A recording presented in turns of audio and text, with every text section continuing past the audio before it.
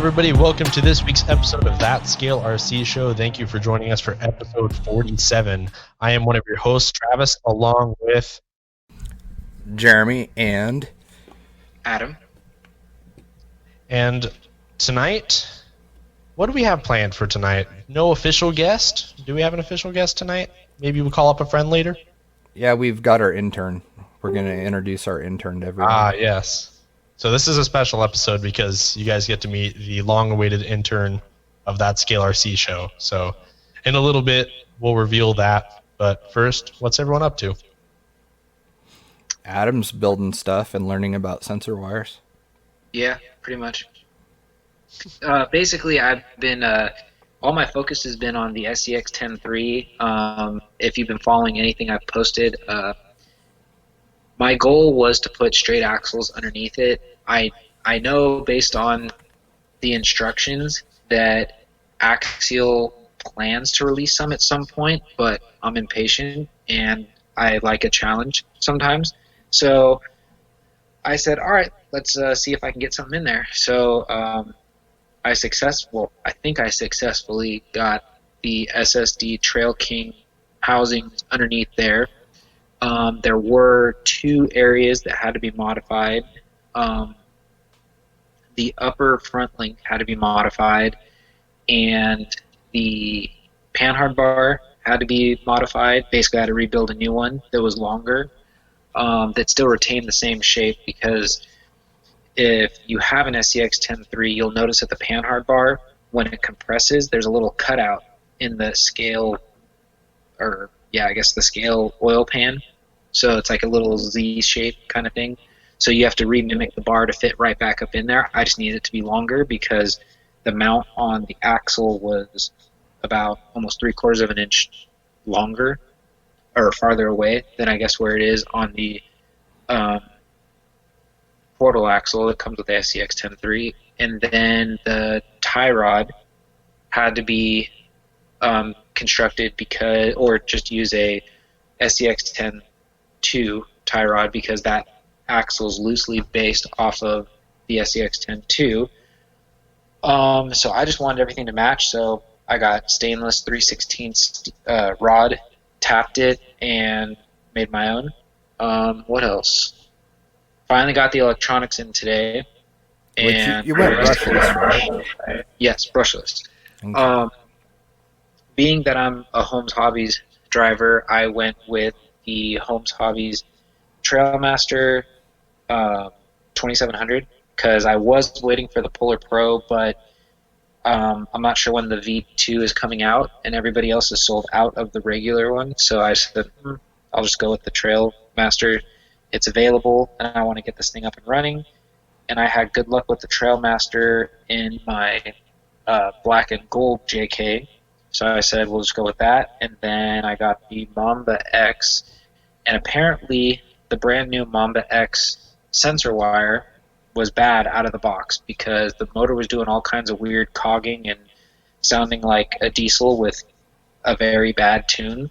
And being, rather green to the brushless side of the hobby, I didn't know what was going on. So I sent a video to John Holmes. He said, sensor wire. So installed new sensor wire and purrs like a kitten. Nice. So other than that, the car's pretty much ready. After the show, I'm going to finish putting the transmission back into the car for like the 6th time.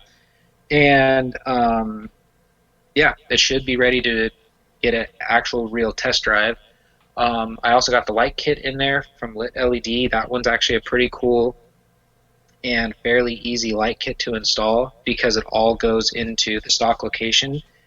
And he actually includes a power plug. It plugs into your balance port on your battery, and that powers up the light kit. So now, is this a total light kit or just rock lights? Rock lights, headlights, taillights. Oh, everything. That's cool. So, and then he actually gives you a JST plug, so you can actually unplug. Well, when you take the body off, you can separate the two because obviously all the lights in the body are running, their own series of wires, and then the rock lights are on their own, another set. And since they separate, he gives you a JST plug so you can unplug it. The only thing I added into the system was some PowerShift RC. I guess he calls them rock pods, but I used them for the the A-pillar lights or the hood lights that you'd put on a real Jeep.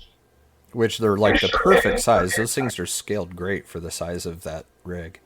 They are, and the funny thing is, he's actually got a handful of different style of lights on his website. So like if you go to his website, or even if you go on A-Main and look up the PowerShift Technology stuff that they sell, he actually has a set of pods that are labeled hood lights. And the funny thing is, when you look at them, instead of being one, like, 'cause I don't know how to explain this. Like, the one I got has one LED diode that you can see, and he has another one that's called hood lights, and that where that diode is, there's actually 6 mini little diodes. Those are the ones that I had, yeah. They might be brighter, I don't know, but they're, oh my god, bright. Okay, so that must be the difference, because Yeah. I just didn't like the look of them, because I just, like, when they're off, I just like, I don't really want to look at that. It just kind of looks, not scale to me. So I was like, eh. So anyways, I was searching through his pods, and they had those ones. So I said, okay, I'm going to give these a shot. He calls them rock pods because I guess he expects you to put them on, like, your chassis or underneath the car for rock lights, because they come in a set of 4. So that was a set of 4 for $20, or you could have got the hood lights that I was just talking about for $20. So I said, 4 is better than 2 for the same price, so let's just give it a shot. So, Nice. and yeah, that was about it. So I found a spot as close as I can get to the windshield. Drilled a hole for the wire really close to it, so that way the wire can go right down, so you don't have wires dangling all over the place. And yeah, I think it looks pretty good. Do you actually use a drill to do holes, or do you use a body reamer? I use a body reamer. Oh, okay. I'm almost over body reamers just altogether, and I've been thinking about just starting to drill stuff.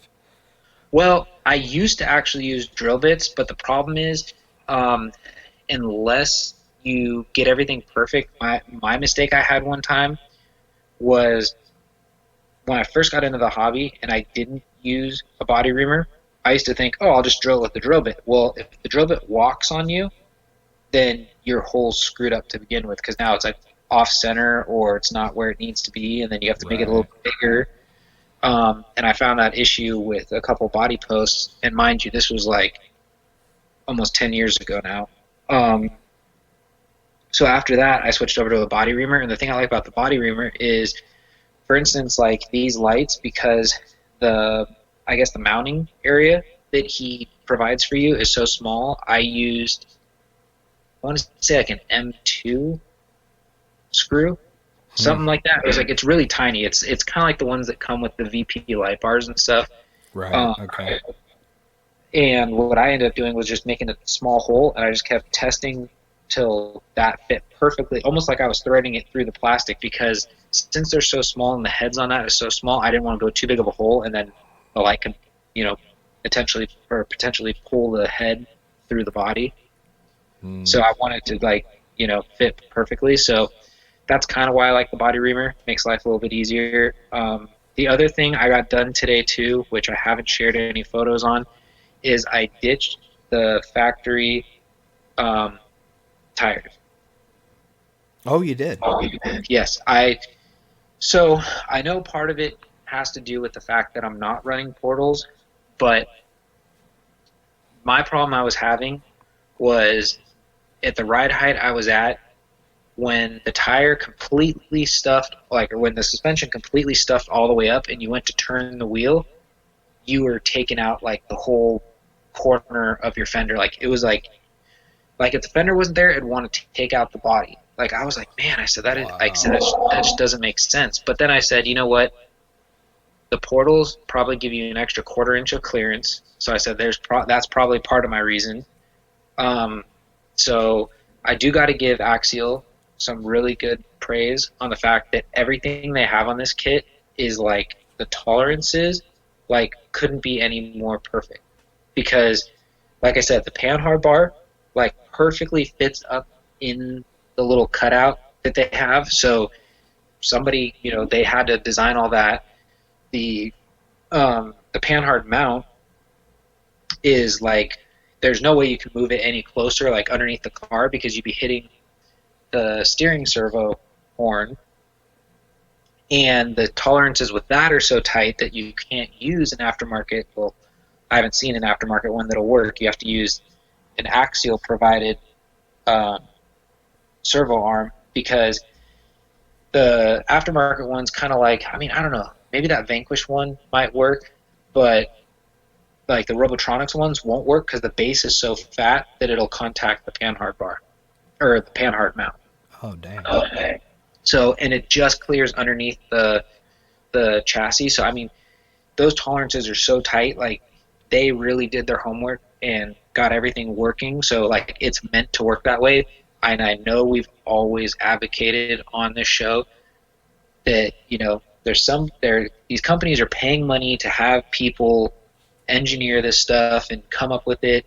Don't try and be smarter than the engineer and recreate the wheel.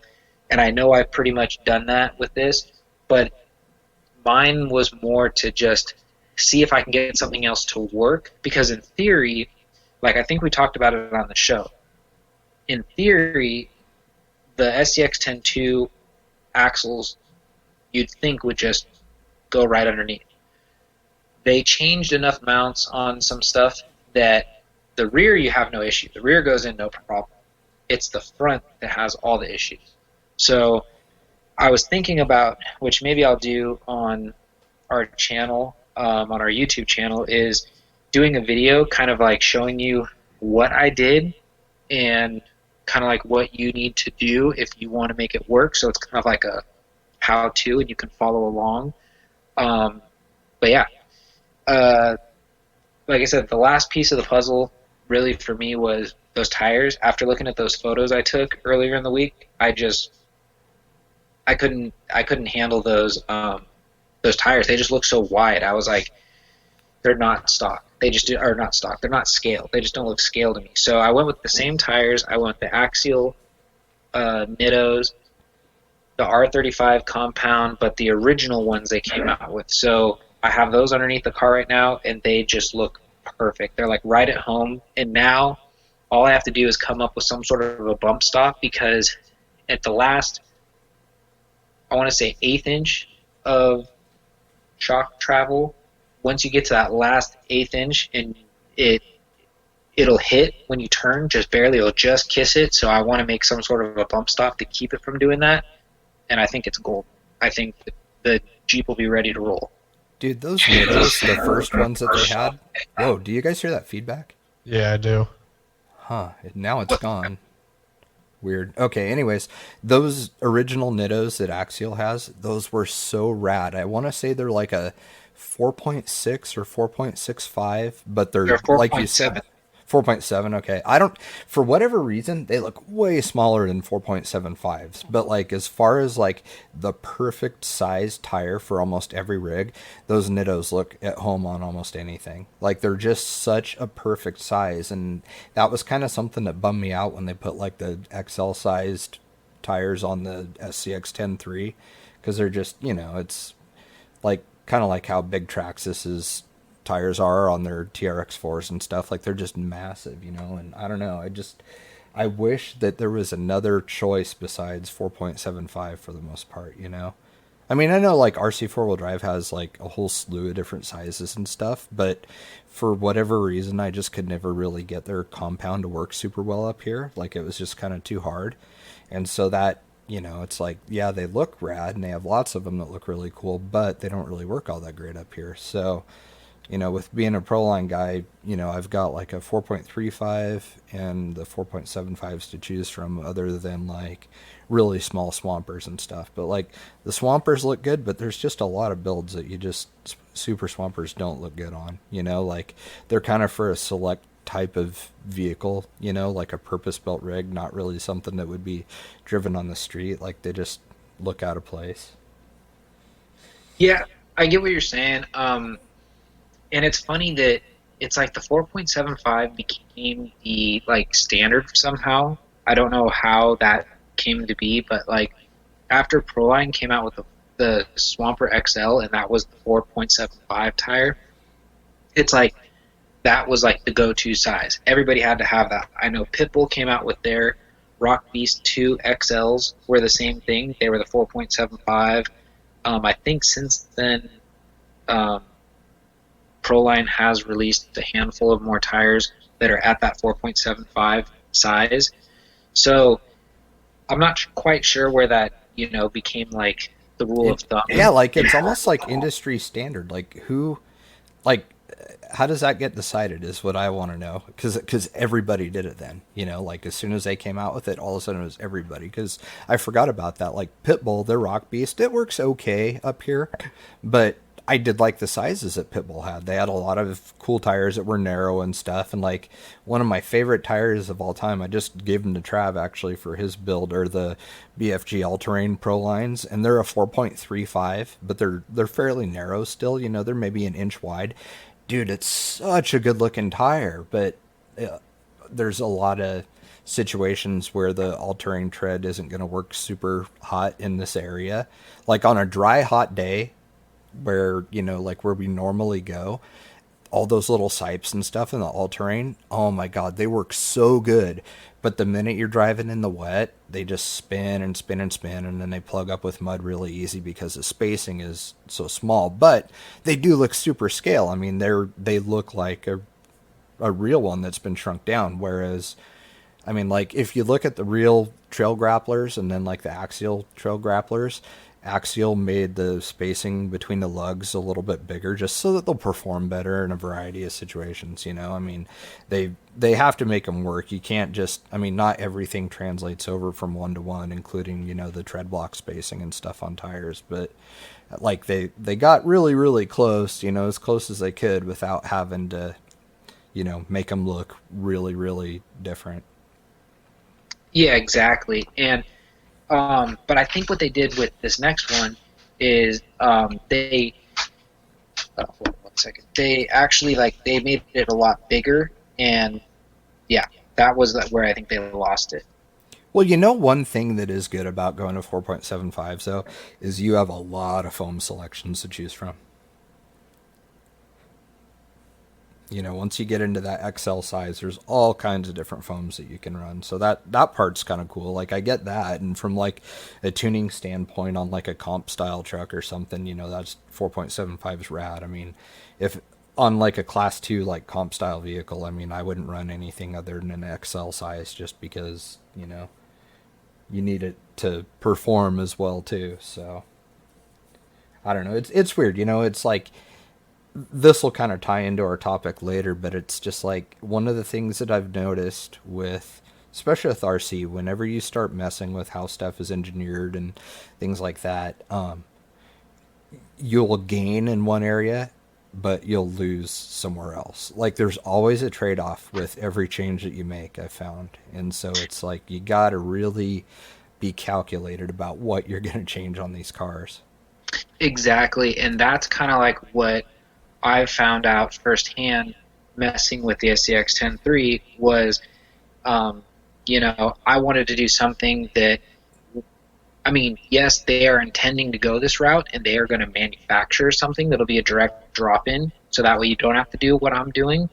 But I've said it over and over again, I'm just not a fan of portals unless it's a portal-based rig, like military, right. Like your rock buggy, something that would have portals on it. So I wanted to make something work. So I kind of just had to take a shot in the dark and go, like actually you recommended. You said, oh, what about the SSD Trail King? Because it's an axial-based, axle. It shouldn't be that much different. It should work. But like, I mean, I don't know when that AR-45, the straight one's supposed to come out, but like, honestly, I mean, what you did, like, how we're talking about, like, don't try and reinvent the wheel and try and like out engineer the people that are paid to do this stuff. But like with what you did, personally, like, I feel like that's an awesome modification to make. You know, it's like you just made that thing look even more realistic. The lights up on the hood, the A-pillar lights, those look fantastic. Like, it just, you've put together a really balanced looking truck. Like, it just, you've done a great job on it, and it's been really fun to see you, you know, putting this thing together and stuff, and like doing your own decal work on it and stuff, because when you did the stencils and stuff, that turned out phenomenal. But like, the SSD ones that you chose are just, dude, they look so good. Like, it's such a good looking axle, and it's just perfect for that rig. Well, yeah, and then also the other thing I love about the SSD axles, especially those ones, is they really were not that expensive. I think it was $89 total for the front and rear, and the majority of that price goes into the front axle. But the beauty is their kit comes with, well, minus the gears, their kit comes with everything you need to make those offset axles work. They come with offset axle shafts, they come with the offset tubes, they come with metal knuckles or C-hubs. You have to provide your own knuckles. Right now, mine are plastic because nobody seems to have the black Vanquish scale knuckles in stock. I've seen the orange ones available, which I was very close to ordering, but their orange isn't like Reed Racing orange, so I'd end up having to like paint it or something. So on this one, I think I'm just going to go with black just because it all disappears. I know I did spray paint my knuckles underneath the black and gold Chief orange to look like Reed knuckles, which I may end up doing on this. I don't know yet. But those axles, like I said, it was fairly inexpensive. Whereas, you know, and this is not a negative comment. I'm just saying Vanquish makes a very scale-looking metal axle, but you're going to pay for that. So I just didn't want to have to pay twice as much to get those. Sure. But, you know, what you said about their steering knuckles, dude, like, honestly, I feel like Vanquish's steering knuckles are kind of the sorry, butchered that, the unsung hero of their product line. Like, they look so good and so realistic, especially the way that the top, you know, how it's a double shear for the steering rod. The way that top piece mounts on with the 4 screws and everything, like, I mean, dude, they're beautiful. They look like the real thing. I was watching. Oh, yeah. Who's the dude that announces on King of the Hammers that is like the Guy Ferrari or whatever his name is? He's got that haircut and like the big lamb chop sideburns. He's like the guy for, what is that dude's name, Trav? So I don't keep butchering it. Guy Fieri. Guy Fieri. So he announces at King of the Hammers, and he's like the Guy Fieri of the off-road world. Like, he's got gel spiked up hair and big lamb chop sideburns and stuff. Ian Johnson. Maybe that's who it is. Kind of a heavy set dude. Yeah, he was on. He had the show Extreme 4x4. That's what I was watching. Yeah. Yeah. Now he's on 4-wheeler on Motor Trend, and he also does Big Tire Garage. Okay, so I was watching the Extreme Off-Road one, his show or whatever, where they did the WD-40 themed Jeep YJ build. Mm-hmm. Did you ever see that one? Have you followed that show? I don't really watch much like automotive television aside from like racing and stuff like that. But I just for the hell of it, I was bored one night and it was on Amazon, so I watched him build this Jeep and with this just sick aluminum tub body, like it was a unibody, but it was all done out of aluminum, and I guess the thing weighed less than 200 pounds. Like, dude, they did a beautiful job on that thing. But I was watching, and when he was putting the axles together, he used some awesome air lockers in it and just a bunch of really cool stuff. But when it got time for him to put the knuckles and stuff on, dude, the Vanquish ones looked exactly like what he used. Like, they're just dead on. They look so good. And I don't know. It's funny because it's not a super visible part on an RC car, obviously. But after seeing how detailed those are, because I have a set on our Curry Jeep, the one that's got rock jocks under it. And, dude, they're just a beautiful piece, and they look like the real thing. Like, after watching that show, it made me just kind of get a whole new appreciation for how realistic some of their stuff looks. And like, those knuckles are just rad. And I don't know. I'm surprised I don't see them on more people's rigs. But I get it. I mean, they're kind of spendy and you don't really see them. So, but I mean, man, they are just so scale looking. They look fantastic. Well, that's what I was going to say about like their actual axles too. I mean, if you actually look at the detail work they put on their, Curry axles, they have little mimic, welds on. Yeah, isn't that nuts? And like it's those little things that get you going when you're really into that kind of look. Like when you're like, oh, I want this thing to look super real, you know. So, you can, like I said, you get what you pay for the most part. Like if you're going to spend that kind of money, you're getting, an aluminum product, and the detail is going to be, bar none. I mean, because I haven't really seen anybody try to create any kind of like a weld, in plastic. I mean, I've seen like some of the injection molded stuff, like you can see like bolts and stuff. Like I know Axial started doing that on some of the bumper mounts. Like it looked like there was like bolts and stuff, so it was a little more realistic looking. But like as far as like, axles go, I've never seen anything in the plastic that looks that real. Yeah, no, I agree. So, yeah, I mean, that's why I went that route. It's working out. I mean, I'm happy with it. It's not like I was trying to recreate the wheel 100%. So, I mean, it's like I thought these would work. It does kind of show you that they did take a lot of the stuff into consideration. Like when I held the front portal axle up to the SSD axle, the upper link mount is it's way farther to the it's closer to the driver's side of the, I believe. Yeah, it's more centered. Or no. Well, I'm trying to think about this because like I don't have the car in front of me. While you're doing that, I'm gonna ring up our intern because I don't want to leave him hanging too much longer. Okay. Real quick. Yeah, I'll cut to the chase. The mount is closer, I think, to the outside of the axle. So basically, they have a very almost straight or parallel upper link, whereas the SSD is supposed to go on top of the pumpkin, so it's way farther over. And that's why you have to get creative with it. Oh, so it doesn't actually mount towards the center of the axle then. It's off to one side too. Yeah, it's more on top of the pumpkin, Weird. which is under the driver's side. Whereas on the axial one, they put it closer to where the panhard mount would be, so you don't need like a crazy offset, link mount, which is basically what I had to do. Is I actually, luckily I did the rear steer on the Capra, so I ordered factory rod ends for the Capra so all my links would match, and I had a bunch of leftover from that kit, and there were some offset, I think they're like 35 degree-ish, 22 degree-ish bend rod ends, and that's what I needed just to get it to get out of that bind, and everything worked after that.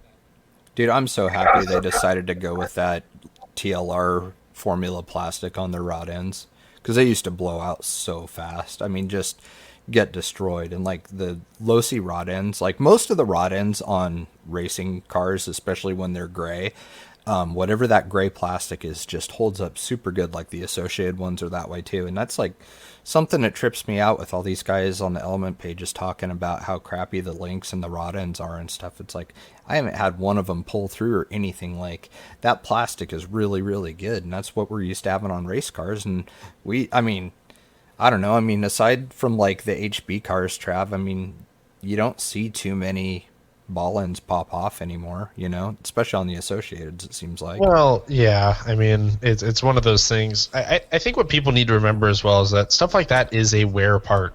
Those are parts you do need to replace at some point because they wear out. I understand that like the tolerances aren't going to be super tight maybe from day one because like it's not a 1-to-1. They don't need to be. But those parts do wear out. And it's nice that Axial made that transition to a higher quality rod end, and those are, little things like that are kind of the beneficiaries of being bought by Horizon, because Horizon has a little bit more They have a little bit more resources as far as like little parts here and there and different plastic formulas, things like that. Those are the things that people don't really think about when new projects come out or a company gets bought, things like that. So yeah, good for Axial and good for Horizon for actually investing in things like that, to make those parts worthwhile. Yeah, and not Yeah, jacking the price of the kits up either. It's like you're getting better stuff for what you would have paid for it too. Well, yeah. right. And back to like the funny thing you were talking about Ian Johnson in his show. I was actually watching his recent four wheeler on Motor Trend this past weekend, and he actually had a Samurai in the shop, and he was going basically showing you how like you need to inspect everything like every so many years to make sure everything's working right, because you don't want to be out on the trail and have a catastrophic failure. And it was funny because we're talking about a scale car, but in the same sense, like Travis said, that's a wear item. He was saying the same thing with the rod ends on a real car. He says those rod ends aren't designed to last forever. So, you try to take care of them as long as you can, but but after so many years and so many hard, harsh trail rides, eventually you're going to be grinding away at the metal. In the one-to-one world, on the scale world, the plastic is going to start fatiguing. It's going to bend. It's going to, it's just going to shift. So you're going to have some wiggle room. The thing that I thought was pretty crazy about this kit was you had to almost pry open where the rod ends were going to get them to go in, because they made the tolerances so tight, so they'd be like tight to begin with. Because I know like my SCX-10-2, when I first put it together, I built the whole car, and I think after like 4 serious runs back when it was the XJ, by the time I switched over to the black Jeep, you'd pick that thing up, you could shake it back and forth, and you could watch the axles go back, like wobble back and forth, just because the rod ends were so wore out. Right. Yeah, it doesn't take anything. Like when we were racing, it was a poor decision looking back, but for a long time I raced 4-wheel short course, and dude, I'm not kidding, the balls in the ends would blow out so fast on the low C 4-wheel short course, because I had a TLR 10, it was the 10 2.0, and yeah, dude, like you would get 2, maybe 3 races out of it, and you'd have to buy all new ball ends and all new balls. They used a hard anodized ball, and dude, the aluminum would even wear down so quick that you could slip the plastic over it.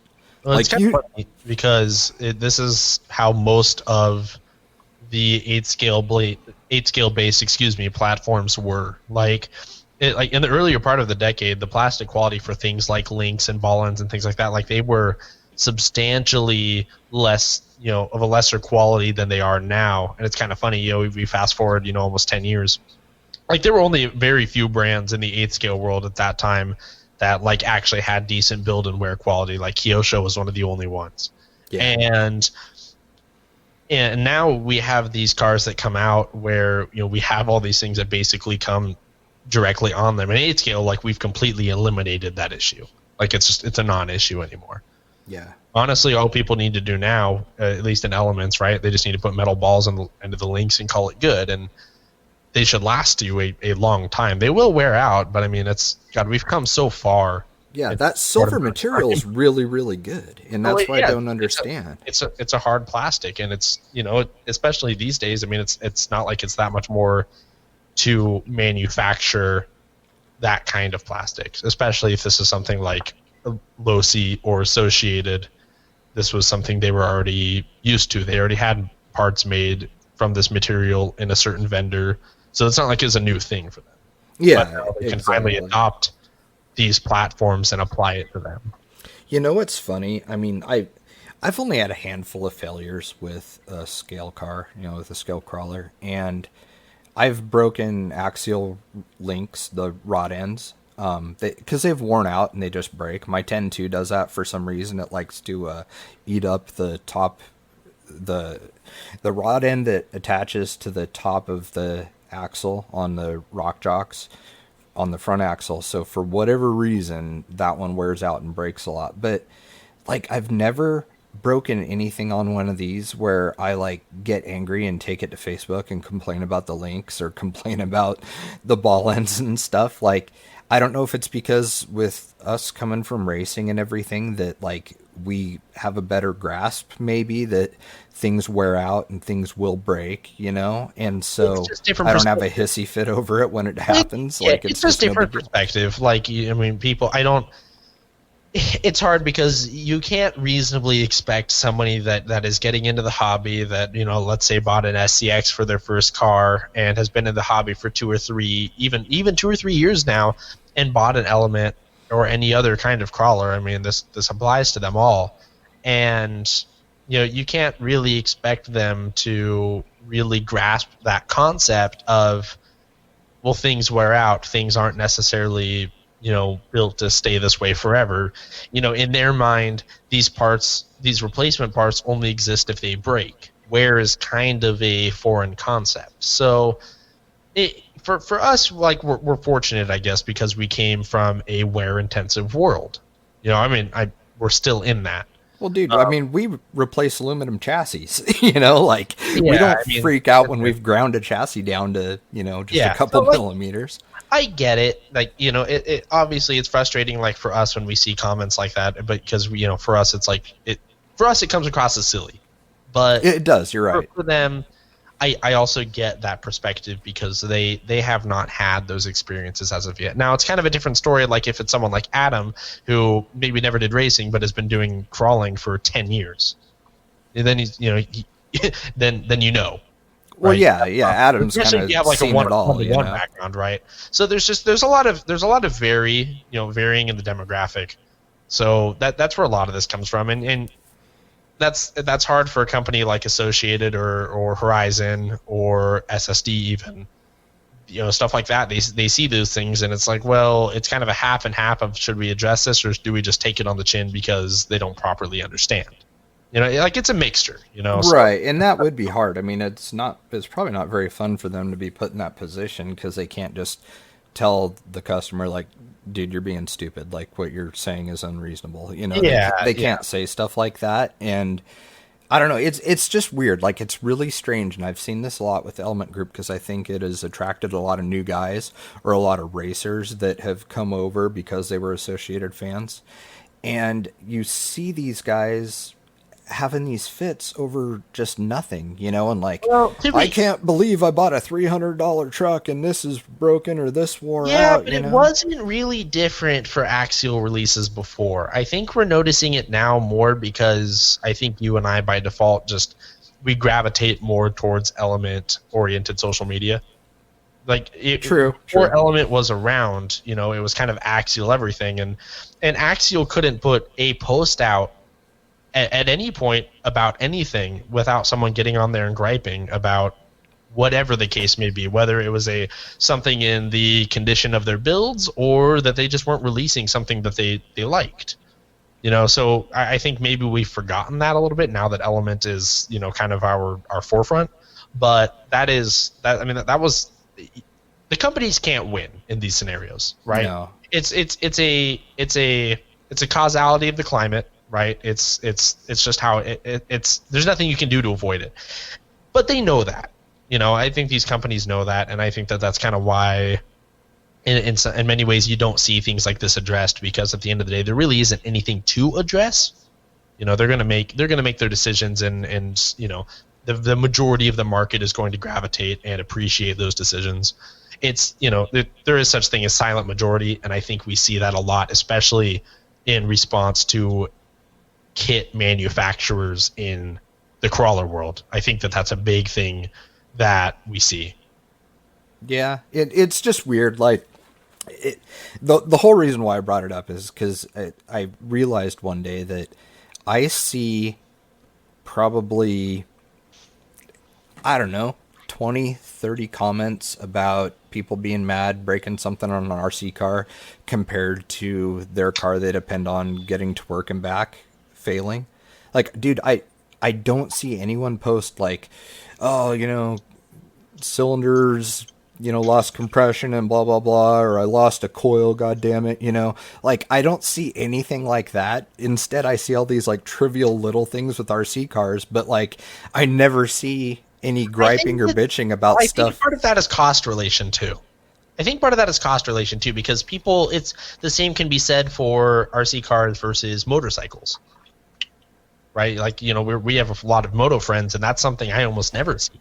That's true. I mean, nobody bitches about, oh, my stock handlebars bent when I crashed. Yeah. It's like, well, no shit. I mean, so I think for me, I look at this from the angle of that if people buy this thing, if people bought let's say an SCX 10.3, there are, and like I said, I don't see as much SCX 10.3 media, right? I just don't see that as much anymore. Sure. So let's say somebody bought one of these. If they're impressed with it, like if people are impressed with it, there is probably I'm going to say maybe close to like 15% of, and this is a hunch, but probably 15% of the people who bought it and are satisfied with it are going to make a post about it.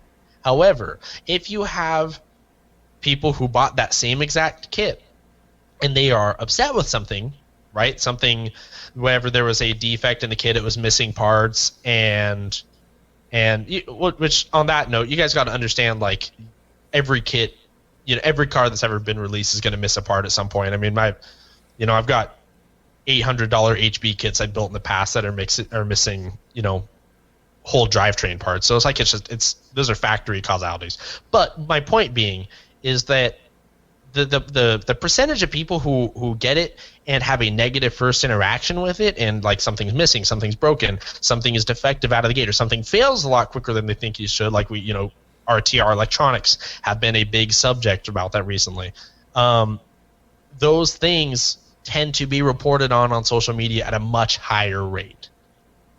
So, which is just weird. Doesn't that seem like come on, choose your battles, I mean, doesn't that seem weird to you though? I think it's 50% people want it fixed, and 50% people want to feel validated in their complaint. That's why they post it to groups. Yeah, they want people to come up on there and say, "Yep, I had the same thing." And they, for maybe, because it sucks if you get something and it didn't turn out the way that it was supposed to. It's disappointing. It's a bummer. And if nothing else, like even if cost isn't a factor, it adds time if you have to get something replaced. So sure. It's probably a crutch in some ways for people if they can post it on a group and have 15 people reply to that saying the same exact thing happened to me. Well, then you're going to feel a lot better about it happening to you. But the thing that gets me about that is it's like, in what point of your train of thought approaching something like that did it make sense to post on Facebook versus reaching out to customer service? Like, which is a great point and a question that will never be properly answered. Yeah, it just blows my mind. It's like somebody would be like, well, did you contact customer service? Because they'll take care of it. No, I just wanted to cry about it and feel validated and have people, pat me on the back and tell me, oh, it's okay, it happened to me too. It's like, I don't know. I don't understand it. I've never been one of those people. I don't get it. Like I can't even tell you the last time I saw a post where somebody even said, oh man, my check engine light came on.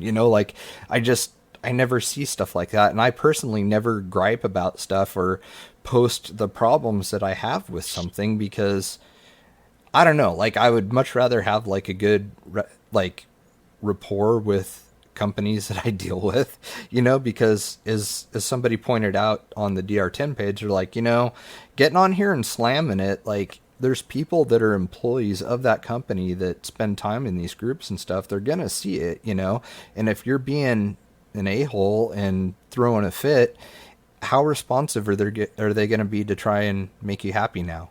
Are they going to go out of their way and try and make, it's like, man, yeah. This guy, I don't understand that train of thought. It's a hobby-wide symptom. It really is. Like we see it in racing too, obviously. Like not nearly as much though.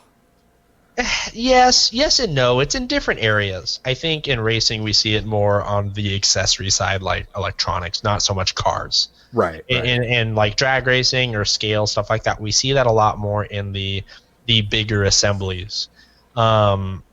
Why that is, I really couldn't tell you. I think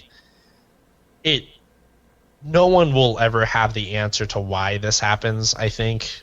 I mean, there's always going to be theories. I have my own theory, but no one's really going to be able to answer this question. It's just the way things are, and unfortunately, it means that it can be really counterproductive in trying to grow these hobbies sometimes. I mean, that this is, we are our own worst enemies on occasion, and that's that's the only fact I think that anybody really knows in all this. The rest of it, I mean, it's a mystery. I mean, people do weird things.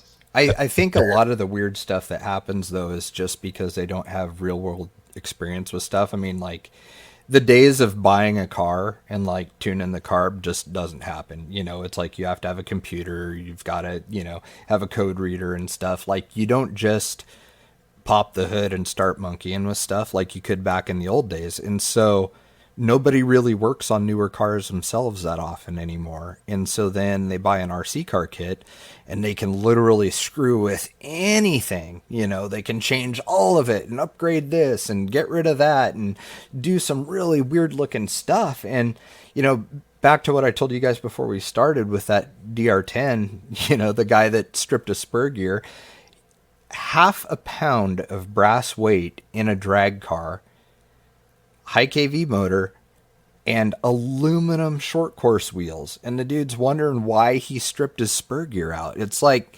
there's no mechanical inclination anymore. It's like people aren't working on stuff in their garage like their real car, or, like a small percentage are. It's like there's the me's, the Adams, the James Eckers, that like work on our stuff, and then there's guys that have a car like you, Trav, for example, where you've never really had to touch a thing on it, and so you don't get that experience of, over torquing something and having the head break off, or, you don't have these issues you run into in the automotive world. And, they approach an RC car without knowing, things have mechanical limits, Yeah, which is a good point to be made. The only other thing I can think of is that maybe people who come into this thinking that it's an RC car and they think off the bat that because it's an RC car they shouldn't have to worry about those things. Yeah.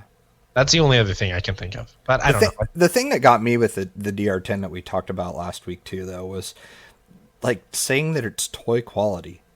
Like, that blows my mind. It's like, what RC cars have you been looking at? Like, what about this thing feels like toy quality to you? I mean, I don't see that at all with any of these. I mean, like, there is a clear, distinct line between a New Bright that you buy at Walmart and a Traxxas or Associated RTR that you just bought. Like, huge quality difference. And calling that thing not hobby grade just blew my mind. Yeah. Because, 10 years ago, that was the hot race car, Yeah. It was. That thing was a bad dude. Well, our intern is here. Hello, intern. Hello, boss. You've been quietly waiting. You bet. I'm not really your boss. Travis is your immediate supervisor. That's true. You two have been working pretty close. So how has that been? Him kind of taking you under his wing and teaching you stuff, and you actually getting to have some industry involvement now. How are you enjoying that? It's sweet. I was having fun by myself, and when Travis brought me on to mess with SOR stuff, it just made it even better. That's pretty cool. It's not many kids you could do that with that are going to have the attention span that you do or anything like that. So that's pretty neat. So people that aren't familiar, our intern actually does have a name, even though he's just referred to as intern. His name is Elliot Chappell, right? Did I say it right? Yeah. Okay, Elliot Chappell, not Chappelle. It doesn't matter. I know, yeah. I don't really care either. Honestly, I don't care. I was called Jeremy for probably half of my life instead of Jeremy, so that was part of the reason why I just shortened my name to one letter, because evidently, like, syllables trip people up sometimes, so... Hey, Jeremy. Jeremy, yeah, it was just, ridiculous, so... If you catch the Rona, I'm gonna call you Jeremy. Jeremy. I am not too Jeremy, though, actually. I've had a pretty strong immune system through all of this, contrary to my name. But yeah, Elliot is 14 years old. When do you turn 15? I'm actually 15. I turned 15 in March. Oh, that's right. Did I miss your birthday? Some boss you are. Dude, did I seriously miss your birthday and not like wish you happy birthday on Facebook? Dude, I don't even know. I don't remember.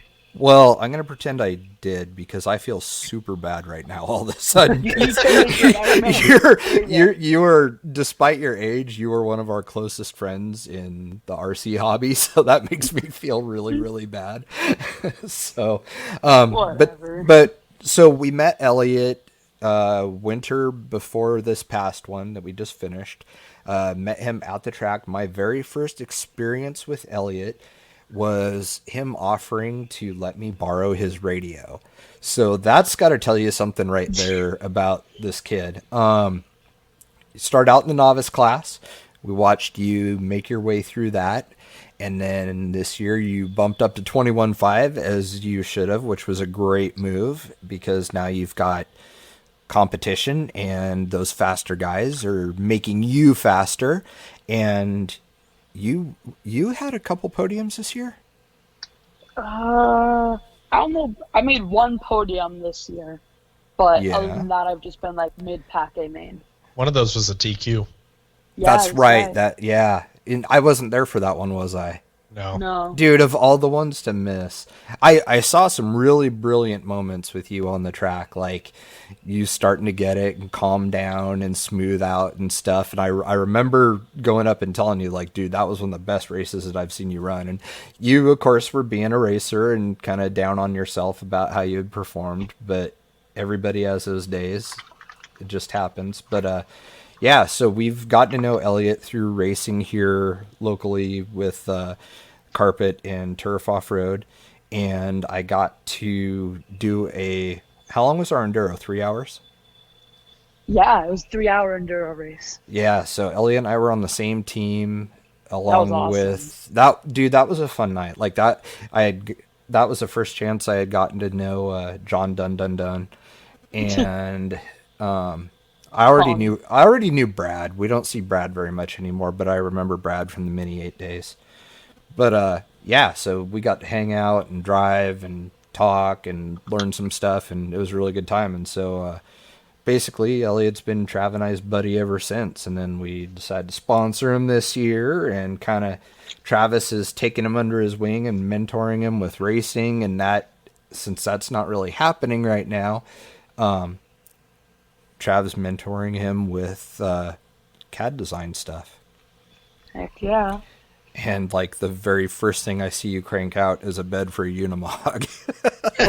Like right out of the gate. Like, you know, most people are like, oh, I'm going to print a scale ice chest or I'm going to print a gas can. Yeah. So, I mean, to be like perfectly clear, like as far as the CAD stuff, I've hardly been involved in anything he's done. Like he's pretty much done it completely solo. Like, dare I say it, like he's learned almost nothing from me. So really? Like, everything that Elliot's making and putting out right now and testing and all that is like 100% him. So like that's even more impressive. I have no involvement in anything that's going on. Like he saves his projects to my project folder for SOR so I can see them, but I don't comment on them. I don't mess with them or anything. Like that is all his deal. To be clear, that's really just because cool. I'm not competent enough to save it to a different folder. Fusion is a little tricky in that regard. Yeah. But it's cool though, because now you guys have like this shared resource that you can go back and forth, and Trav can look at what you've done and actually manipulate it and be like, hey, if we do this will take care of that problem. And so I mean that's actually really cool. I think it's a smart idea that you guys are doing like a shared folder for the projects and stuff. Totally. No, it's been pretty cool, and I was able to kind of walk him through the pipeline for everything that's, you know, coming out for SOR, and well, some stuff now is out, but it's been cool to be able to like kind of talk to him about those things, and you know, he and I haven't had too many conversations about it, but like I want to involve him a lot more in those projects because one, it's good experience for him, but two, I also need the help, and he's proven that he's very skilled in what he's doing and is plenty patient. So because of that, it's like, well, you know, this is a resource on both ends that we can benefit from, and you know, that's you know, a big part of it too. I think, you know, for me, like I can kind of take the stance of like I went to school for CAD design, I didn't go out and get an ME or anything like that. I never transferred to like a 4-year to actually get my mechanical engineering. So like for me, like if I'm gonna like do any kind of, you know, anything in this field, like I kind of have to do it myself. And like, no employer is gonna hire me with a certificate. So I wish I had done everything that I had done in school, like about 3 years earlier, and actually taken like high school CAD and stuff like that. But I didn't do that, so I kind of was behind a little bit. So for Elliot being in that position, for me, it's like, okay, well, as much as I can kind of show him now and kind of put him in the situation of like, here's how things like are actually working, you know, from start to finish and actually making something. That's something that I never got like while I was in college. So like we never got to see any of like with the exception of when I did CNC programming, I never got to see any of my projects actually become something. So this is something that hopefully, you know, if Elliot decides that he wants to stick with this and likes this, he has actual product development experience he can fall back on. So, which is fantastic. Yeah, I mean, so many kids miss that. Well, so many kids also don't care at 15 years old. So I think one of the things that I kind of want to, like, because, I mean, even you and I talking casually, Elliot, like, I've never, like, just outright asked you, but every kid your age is probably, like, playing Fortnite while they're not having to go to school right now and everything else. And you are learning CAD design, so why? Like, what made that an attractive alternative to you as opposed to video games? That's uncommon. I just don't have the attention span required for a video game. Like, I'll do a match or something, I'll be like, alright, that's fun, time to move on. So I started doing the CAD because I actually wanted to make a part for myself and have a friend print it for me. And then I found another part I wanted, then I made a couple new parts, and eventually I just got my own printer because I got bored of him printing them for me. Which now you're getting to go through all the growing pains of getting that set up and everything too. Dude, it's getting pretty dialed. It's printing right now. I like that you posted those progress photos, you know, like you weren't afraid to show like, hey, I had a mess up or something, you know, so you like showed this like progression of like this keychain you were working on where it was like a puddle of goo to a finished project, you know, so that was really cool. Thanks. So what we want to do, you missed a lot of this, Elliot. We got talking and it, you know, we talk. And so you missed some of the show. But anyways, what we kind of wanted to talk about tonight was RC myths. And that was Trav's suggestion. And I think it's a really good topic. And we'll have a lot of things to talk about. And one of the good things is the fact that you are relatively new to the hobby. So you're a good person to talk to about like what your expectations are as far as parts go and quality and things like that. So this will be a topic that is actually perfect for you because you can approach some of this from a semi newbie viewpoint, you know? Bro, I'm a straight up newbie. No need to sugarcoat it. Not really. You've learned a lot. So, I mean, yeah, don't sell yourself short. 2 years. Yeah, but look what you've accomplished in those 2 years, though, dude. I guess. Yeah, no, don't sell yourself short here. So, I'm gonna shut the door here in the shop really quick because it was hotter than blazes in here today, and now it's freezing cold because this is Washington. So I will be right back. But while I'm doing that, why don't you guys figure out what myth you want to debunk first? That sound good? Yeah. Okay. Sure. So, Adam, you've been in the crawler thing a lot longer than I have, and even in the time that I've been in crawling, you've probably paid a lot more attention to it than I have. So, like, is there anything that's ever like stood out that has been kind of like a common misconception? You know, that people always like instantly tried to do, and for whatever reason thought it would work, wouldn't, kind of thing, and people always gravitated towards it. Since the beginning of time, the number one thing everybody's always tried to do is get down low weight, whether that's weights on the wheel inside the tire, wheel weights, something that attaches to like the knuckle area or the wheels, that for some reason that's always been the go-to. Everybody's tried to do it. Everybody's tried to come up with a better way than another.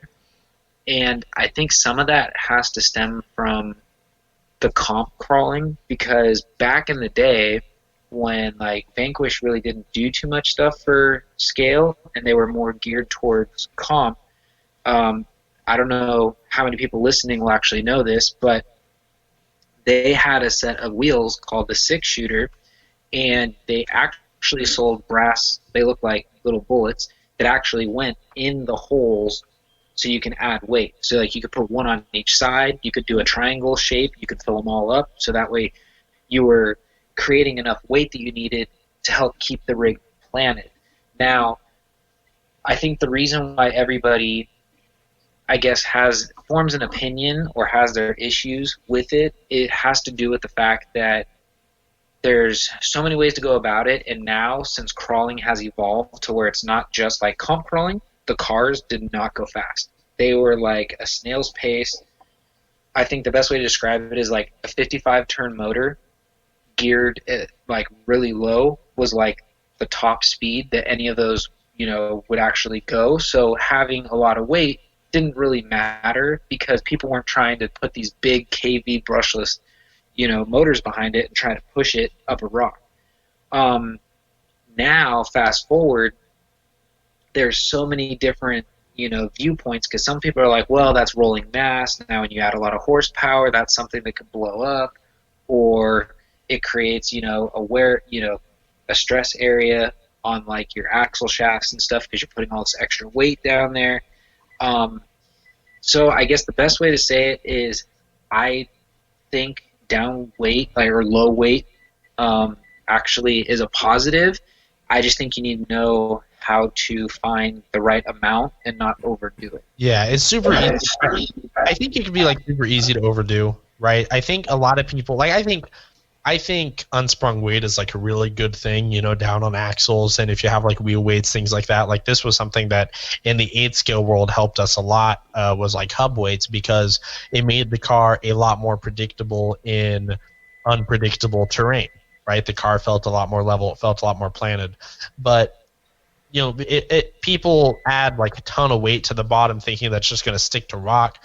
Almost like, I guess the best way I can describe it is like, if you take something like a phone gimbal, right? If anyone's ever messed with a phone gimbal, where if you sit there and you wiggle the arm, a bunch and everything, the phone stays level, it stays in place, right? It doesn't really move, but you have, you're rotating your arm everywhere, the base of it is rotating everywhere.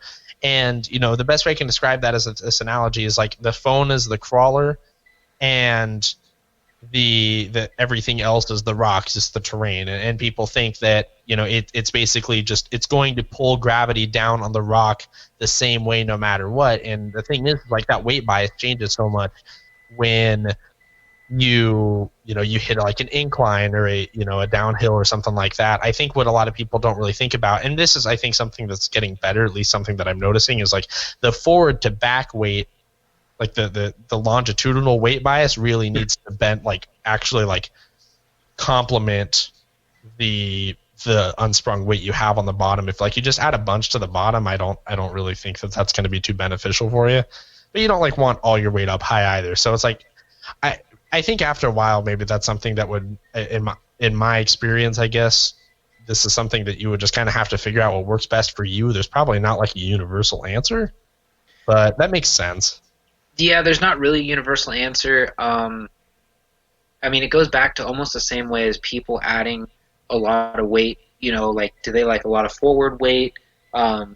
Because like the very original SCX-10 kit that came out like way back in the day, like my first kit, they actually put the battery in the bed area, and the motor was right in the center of the car, so the ass end of the car was always heavy. Right. Then people started saying, well, let's put the battery up front, so now we're having some weight in front of the front axle, so now, or just around the front axle, so that way when you're trying to crest over an obstacle, it's going to kind of keep the front end planted instead of letting it, flip backwards and turtle. So I think that's gotten a lot better, because like even with like the newer cars like the Element, the SCX-10 III, they're starting to add, I guess the best way to say it is I've seen like a 60-40 split. So it's like they're still giving you a little more forward weight bias up front, but they're not giving you a totally empty rear. So that way it's going to still be predictable and you can still get it to go over whatever you're going over, crest whatever obstacle, but you're not going to flip backwards going over something, and you're not going to somersault when you come down it. Right. So, but I definitely got to say the weight has been like that one area everybody's always had a debate or an opinion about it. Yeah, that makes sense. Well, it's kind of funny. So Travis and I, like when we went to Axial Fest in 2016, when we met you, Adam, there was a lot of people that would come up to our booth and be like, "Oh, I just broke this. I fried an ESC. I fried a motor, blah, blah, blah."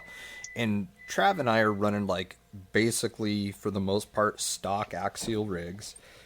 And, we've got weights in our wheels and everything else. And we go driving with this group of guys, and all of a sudden it made sense why all these parts were breaking and stuff. Like, guys are running like 3S and 4S batteries with these ungodly crazy brushless systems, and they'll get bound up and they're just pinning it, right? Like, we're just looking at each other like, "Oh my God, dude, are you kidding me?" Like, this is, and that's how a lot of people drive those things, And so when you take that into consideration, I get the whole thing with like, breaking an axle or, CV joint or whatever, but I've never had that experience. Like, I just rarely break parts. I mean, you and I were talking about the Panhard mounts on the SCX-10-2 the other day, Adam, and like, I made it 2 years before I broke one on our very first SCX-10-2, and it was some crazy amount of time with yours too, wasn't it? Well, actually, I've never broken one on mine. Oh, really? Wow. Yeah, so I mean, it's like, if you're nice to stuff and you just don't beat the crap out of it, like, these cars hold up surprisingly well. But like, if you drive like a lot of these guys do, then I would say, yeah, you know what? Rotating mass is like a bad thing for some people. You can't make that statement and be like, "No, that's bad. That's a terrible idea. You shouldn't do that." You can't make that statement and just have it be a big blanket that you throw over the hobby, because, I run beef patties and stuff on almost all of my rigs now. I have beef patties on them, and I've never, ever broken anything, and it's because I don't drive like a drunk monkey out there, and I think that, I don't know, I think that's a myth, that people say that's a bad thing. Don't run a lot of rotating mass. Like, it depends on how you drive. And if you're one of those dudes that your answer is just more throttle for everything, don't put wheel weights on. It's as simple as that. But you can't generalize and say, "No, that's a bad idea. Don't do it." Yeah. I think there's just a larger learning curve when it comes to cars if you don't come from a different part in the hobby. Like, I know most racers will be more likely to go fix their car instead of throttling out, or some boat guys are going to be super easy on the throttle. But if you're brand new into the hobby, you're not going to know some of that stuff. That's true. And Yeah. guys are men, I've noticed, are really bad about this. Not women so much, but like, men are impatient. Men don't want to admit when they're wrong. Men don't want to ask for help, and so like, there's a lot of guys that probably don't understand stuff or don't get certain things, but just will not admit it, especially on Facebook or something, so I don't know. Yeah, I think the funny thing is, it's like, it kind of goes with the saying, when in doubt, throttle out. I think that a lot of people apply that terminology to the RC, which sometimes it can help. I mean, I do got to say, I'm not super hard on my rigs, but like, that black and gold JK has probably been one of my hardest driven rigs. And being that it's got aluminum wheels, aluminum axles, it's got a lot of down low weight. I've had that thing where it's hopping, and normally, like in the 1-to-1, when you start hopping, something's going to break, and it holds up. I mean, I think it's just knowing also when to quit. I mean, unfortunately, I think some people see these cars and they think they can accomplish anything with them. And it's like once you see your tires get like stuck underneath a rock, or you just know it's never coming out of there, don't throttle it because you're going to snap something. You know, learn to, okay, that's it. You know, I'm just going to have to go grab the car, because picking it up and resetting, you know, is, in my opinion, a lot easier than going, you know, full throttle and then snap. And you go, oh, well, there goes my axle housing. Yeah, like, it's okay to pick up your car and reset it. Like, no one's gonna, like, take away your man card or, like, put a skirt on you or something. Like, you know, if you're having trouble, just pick the thing up. Save yourself the headache, you know? Exactly. And save yourself some money at the same time. What's another good... So, we got that. What's another good RC myth? I can think of one. We can talk about it if we can't come up with some more. Go ahead. Because I can't think. Yeah, go for it. Yeah. Okay. So, early on, I was told that you absolutely have to have an external BEC. Oh, that's a good one. Yeah. Not the case. And we had a guy in our club on the club page that was posting about how, oh, first thing you need an external BEC, you need this, you need that. And it all depends on the amp draw, the servo that you have, and like what voltage you're running it at and everything else. You can bypass a BEC with a high volt servo and just power it off of like a JST connector or something if you want. You don't need to go buy a BEC. There's ways to wire around it. That's only going to work though if your servo can handle 8.2 volts. So if you have an expensive servo, you can do that and it'll work great for you. I've had cheap servos that work relatively well. One of the funny things, I want to say Hobby Wing made it. When I had a HPI Venture, when that was sent here to us, that thing, for whatever reason, it had a great ESC in it. I want to say it was a Hobby Wing, and that thing didn't need an external BEC. I ran a Tekin 360 servo in it. I tried one of those red Amazon cheapies just for the hell of it. That thing never browned out, never cut out or anything. And the ESC in it was able to handle that load. And that was something that was really impressive to me. Fast forward to my Wraith 1.9, I had gotten rid of the HPI Venture, and I took the Tekin T360 servo and stuck that in my 1.9 Wraith, running off of the stock AE5 ESC, and zero issues, never cut out, never browned out. That didn't have an external servo or a external BEC. So that's a myth. A lot of it too depends on what you're driving. If you're doing a lot of serious crawling and getting bound up on stuff and really high traction surfaces and stuff, you might experience it cutting out. It's kind of one of those things that if you try it and you notice that it's browning out, then yeah, go spend $20 or more and get an external BEC. But for the dudes that I see, you know, driving on dirt trails and more just kind of trailing and crawling over the occasional roots or whatever, stuff like that, probably not necessary to have to buy an external BEC for that reason, you know. So a lot of it just depends on the depends on your ESC, depends on the servo you have, and depends on the conditions that you drive in. So no, that's not always a mandatory thing for these cars. Some do really well without it. Well, it's funny that you say that, because today, actually, since I was putting everything in and wiring up the ESC and everything, I was like, oh, I forgot to add my BEC, and I was like, and I typically just do it because a lot of my servos can handle more volts, and typically with some of the servos, more volts means more ounces of torque. So I was like, I guess I got to add one. But I said, you know what?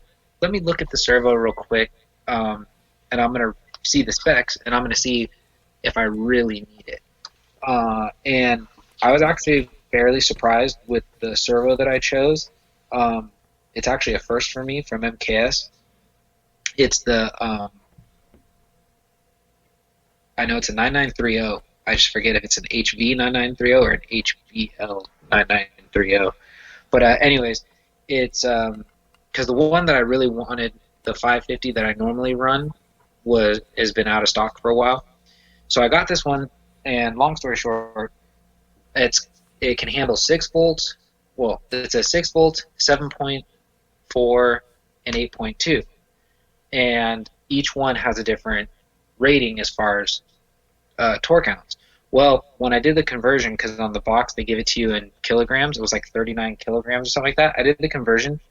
It was like almost 500 ounces of torque, and that's at 6 volts. I said, that's plenty. I don't need the BEC, because if I were to push it up to 8.2, I could get almost 600 ounces of torque, and that's beyond overkill on 1.9 rig. Dude, that's unreal. Well, that's why I was actually shocked, because when I got a hold of Thomas about this, because I even told him, I mean, this is where I guess my advice is, sometimes reach out to people in these with these companies, like, if it's Motor, talk to to Ty or somebody at Tekin or John at Holmes. If it's like servos, talk to the servo companies. Like, I actually talked to, Thomas, the owner or CEO of MKS, and he actually told me, well, how about this? I want you to familiarize yourself, since you are a team driver, familiarize yourself with a few other different servos other than the ones you typically go to, so that way you can have a more rounded knowledge on what to use. And I was like, well, okay, because I said, I saw this one. I said, the price isn't much more than getting the HBL 550, so what do you think? The only thing is, which I know this is going to sound totally, which maybe we can go over in one of these episodes, I personally did not know really what all the difference was between, well, obviously I know what a brushless is, but I didn't know if there was a benefit or non-benefit of brushless versus coreless servos, and this is a coreless servo. Right. So I don't know if that has anything to do with the amount of torque and stuff they can get out of it, but I think it might. I think you're right when you say that, and I'll explain it in a minute, but I think you're correct. Okay, but yeah, because I was really impressed when I was looking at the stuff, because like I said, when I got it, and see, that's the funny thing, because MKS, I wouldn't say they cater to, but they got their start in European, planes and drones and helicopters. I guess they measure servos based off of kilograms. So when I first look at it, you're just kind of like, all right, well, I don't understand what the kilograms are. Like, that doesn't, they've gotten better, and on their website, they actually have a conversion. They'll tell you what it is converted to ounces. But on the box, it just had the kilograms. So I was like, oh, okay, I'm going to have to look this up. But actually, I just pulled this up right now. It's the HV9930, and like I said, 6 volts, 7.4, 8.4. At 6 volts, it's 436 ounces. At 7.4, it's 538, and at 8.4, it's 597. Good God. It's a monster of a servo, and it's a high voltage coreless. So I said, you know what? I'm going to try running it based off the, the receiver / ESC, and I guess I'm kind of cheating, because since I am using a Castle Mamba X that has an internal BEC, which I have regulated at 6 volts, I could bump it up higher if I want, but I'm just leaving it at the 6. If I see any issues with brownouts or anything, I'll address it then. But until then, I'm just going to leave it and see how it runs. So that has an adjustable BEC in that Castle ESC? Correct. Yeah, see, Tekin's had that for a while now, and like the RX4, you can toggle back and forth in there with Hotwire and change it from 6 to 7.4. The RX4 is another ESC that I've never had to use a BEC with either. Because, I mean, and it's not like it's super high amperage. I forget what the amperage is. It's like, I don't know, 8, 10 amps, something like that. Like I want to say the Castle external BECs are a 10 amp, and in most cases that's fine. I've so Protec's like top of the line servo is the TBL 360. Is that what it is? Let me look really quick here. It always trips me up because I've been using some of Travis's HBL 599s, and so I get the model of it wrong. I can see that. Yeah, is that their waterproof one? Yeah, it's their waterproof, ridiculous one. Maybe it is TBL. Sorry, I'm looking this up really quick. I promise that I'm going somewhere. Okay, yeah, it is. Protec 170 TBL. It is a $160 servo, but it's beastly. And our A-Main / Protec team, when this servo came out, they were wanting us basically to just see if it would hold up to abuse. They said, hey, try it, dump a bunch of voltage to it. We will warranty it if something happens, but we want to see what these things do out in the field and if you guys can kill them or not. One of the things that guys were doing, now I have no idea what the torque rating was on it, but they were running 11.4 volts off of a 3-cell directly to it. And it would get warm, but they didn't cook it. But that's what they wanted us to do, though. Okay? So, at 6 volts, it's 600 ounces of torque. At 7.4, it's 650 ounces of torque. And guys were throwing 11 plus volts into that thing, and it didn't die. And, of course, in that situation, they're bypassing the BEC and they're bypassing the receiver, and they're powering this thing straight off the battery leads. They either went to the posts on the ESC or they soldered a JST connector to the Deans. But the other day, I had a guy ask, hey, what's a good servo? It's not going to break the bank. And if this thing had all metal gears, there is one plastic gear, and I've ruined that once. I didn't throw a fuss about it or anything because I think the replacement gears are under $10 for these things. But I recommended to the guy the EcoPower WP120T. And the reason why, and this is going back to what you said about coreless, Adam, for some reason, it's the main case is aluminum, but the top cap to the case is plastic, and so the tabs are plastic too. That keeps the cost down, so, it's... Once you start going to an all aluminum case, you start getting north of $100 with most brands. So why I like this servo so much, and it is coreless like the one you're talking about, it's 337 ounces of torque at 6 volts and 400 at 7.4. Most situations, that would be a perfect servo for most people. That should be plenty. Like a trail truck, I mean, 400 ounces for the average dude. I think that is like the ultimate RTR servo upgrade is going with one of these. And it's a coreless motor like what Adam's new servo is. And that's, I believe, I need to ask somebody that knows. But I believe that's why they're getting some of these torque numbers out of these things. Because that's a lot at pretty low voltage. I mean, I don't know. I feel like that's pretty impressive. But this thing retails at $69. So if it wasn't for that plastic mid gear, which again, that's plastic because it's designed to fail instead of breaking important stuff in it. There needs to be a weak link, and that's probably a good segue for us to move into. I was about to say, replace that's the perfect next myth. Yeah, exactly. That's a good segue into the next thing about that we can talk about myth-wise is upgrading everything bulletproof. Yeah, making everything on your car metal. So we can talk about that. But anyways, yeah, so, a great servo for the money and for the average dude, that's plenty, And yeah, it does have a plastic gear, and I broke one, but I'm glad that it did because it would have damaged something else, and I would have been out $60 instead of, $12. So, yeah, we can go right into, from there, engineered weak links and rigs so that small things fail and big things don't. So, Okay. Trav, that's probably perfect for you.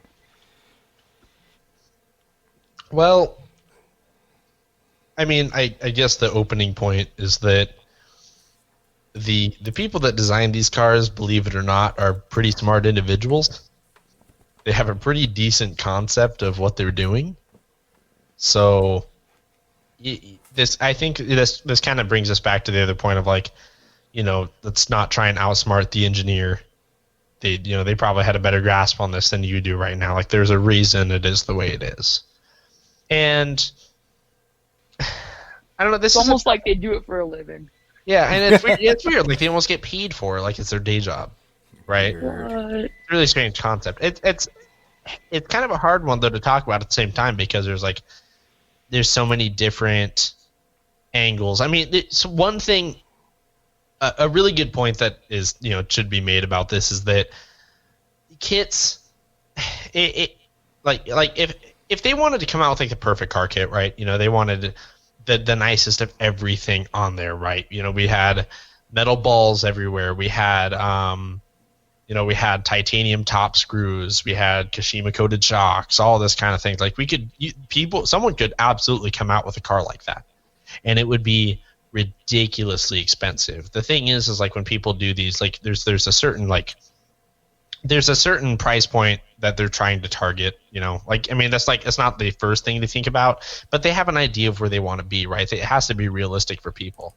So they're going to come up with this big conceptual design of like the overall geometry of this truck. Okay. And that is what you end up with in all these kits. And then after that, there are compromises that have to be made in certain areas because otherwise you have cost issues. Yeah, you're looking at VS410 prices there. You're looking at VS410 pricing because what happens when someone takes a truck to the nines? Well, the customer pays for it. That's kind of the problem. So that's why you see things like plastic balls. That's a great example. That's like the hot issue right now, right? So that's why you see those things.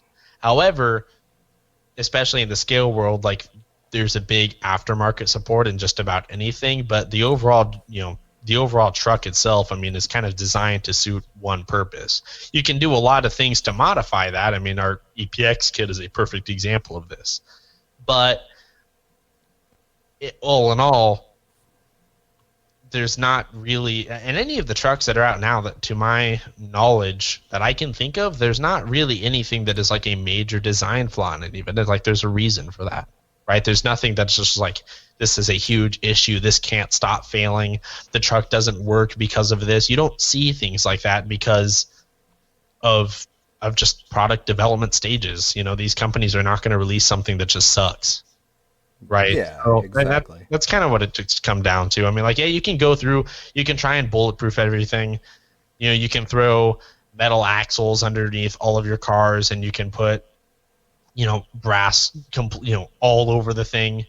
You can replace every plastic part with aluminum and this and that. Like, you can do all of those things, but you're just going to break different parts, right? You're going to change your stress points, and it's going to crawl not nearly as well.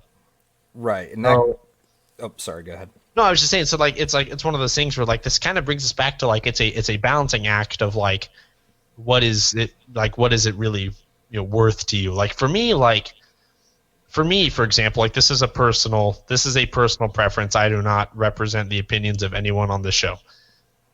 But I think metal axle housings, I think they're pointless. Right? To me, that is not a change that I would ever make on one of my cars. It's not something that I think of. I don't see the point. Right. Well, it's all give and take, and that's why. Well, yeah, exactly. If the thing is like everything you change on one of these cars, okay, it's just like geometry. Well, in many ways, if you change the actual part composition, you end up with the same issue of every action you take, there is a reaction somewhere down the line. Everything cascades. There's not one thing that you change and suddenly it's, something is completely fixed. Like that means something changed and something else is going to suffer as a result. Like everything is a balance. There's no such thing as a perfectly set up car. Believe me, I've tried. So when you change, things like geometries, right, there are things that are definitely going to feel better. Most of the time, it is to suit a certain goal. Well, if you're just changing things like axle housings and you're just trying to make your axle housing bulletproof for whatever reason you might have, well, you're not going to get a performance advantage, right? You might get a durability advantage. You might get a durability advantage from that, but you're not going to get a performance advantage. All right, that is the price you pay. That is what. You remember, like, I think when we first got into this would be around 2015, 2016, where it was kind of the hot thing where, like, the cheap like upgrade that everyone wanted to do was, like, for people who were getting into it that were kind of new, was like they wanted to completely deck their car out in everything that Intigi made. That was really aluminum, big. blue, or purple anodized part. They wanted to put that on their car. And we're seeing that again with Samex. The only difference is Samex stuff is actually good. It's like quality stuff. It's relatively expensive. Yeah, relatively expensive, but I mean, you're paying for, some serious thought that at least went into a decent design aesthetic. Yeah, you look at it and it doesn't feel like you're paying for garbage, but it to me it doesn't. To me, I see those things and they look cool, but I'm a performance guy. I want it to perform, right? So for me, really, the thing that I'm going to do to get it as close to performance advantage as possible is, unless I'm going to do something like a geometry kit, I'm probably going to leave most of the truck the same as far as any hop-ups. I'm stock is fine the way it is, because at that point, geometry is going to get me so much closer to where I want to go.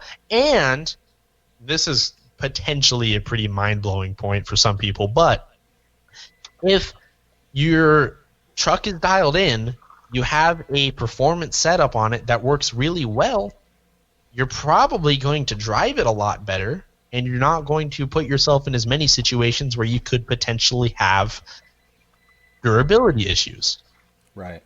So if you do your homework on what works as far as a setup goes, make the truck work for the way you drive it. It's in part. I mean, you still have to drive the thing no matter what. But there are ways that you can directly impact how often you are replacing some parts, or the durability issues you have with some parts, depending on the way you drive it. Oh yeah, absolutely. And before we started talking, before we started recording tonight, we were talking about how basically everything that you do is give and take. You can upgrade to something, but you're going to get an improvement in one place, and there's going to be something you're sacrificing on the other end of it. And that's just physics. It's just life. That's just how it is. There is always going to be a negative to the positive that you're making. And so, for example, circling back to the aluminum axles, yes, they're going to be more durable. You are going to have some wear points on them where your links and stuff fasten, that with having aluminum machine tabs and stuff, eventually they might start to wallow out and become ovaled just after you've had a steel screw backing, back and forth, rubbing against it every time the suspension cycles. So, it could possibly clap out a little bit sooner. But the big thing with an aluminum axle is, yes, it looks rad. Yes, there's scale, when you if we look at Vanquish, they're very, very scale looking. The flip side to going to us with a set of Vanquish axles is aluminum is one of the softest metals out there. It's very, very lightweight though, but it is going to get hung up on rocks way more than what a plastic axle is going to do. Plastic slides across rocks better than aluminum. That is an inarguable fact. You cannot debate that. Plastic will slide across rock better than aluminum. So you have somebody and I see a lot of genius in this product, and I don't think they get the recognition that they should. But SSD's axles, having a plastic pumpkin, you've got the lowest point of the axle being made out of plastic. So the part that's going to come into contact with stuff first is a nice, soft, slippery plastic. And then you've got axle tubes that are made out of metal for durability and, strength. So really, you're getting the best of both worlds with the Diamond Pro housing that SSD has, and then also their, what is it, the D44? Is that their, what do they call the axle you just got, Adam? I don't think they called it the D44. I think they just called it the.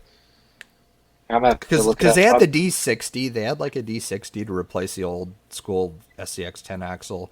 Yeah, which forget- I have like multiple sets of those. Yeah, which those are rad. Those are all plastic. But I mean, like all the ones for the AR44 and newer, those have metal tubes that plug into the pumpkin and then are held in place with some screws.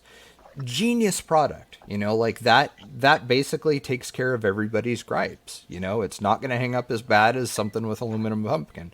So that, to me, that's brilliant. Now, the big thing with Element that I've seen is that guys complain about the plastic being flexible. They think, you know, it's too soft. And one of the things that you see is the panhard mount on the Element with the stock plastic. It moves quite a bit. It almost acts like a servo saver in a sense.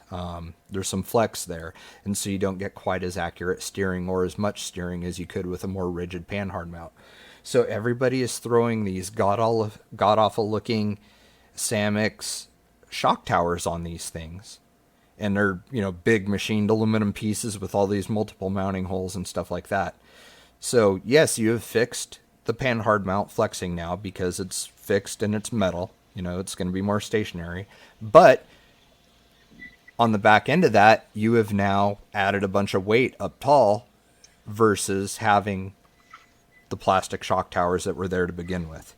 So you're sacrificing your weight bias of your car and maintaining a low center of gravity. You're sacrificing that by throwing these big aluminum shock towers on.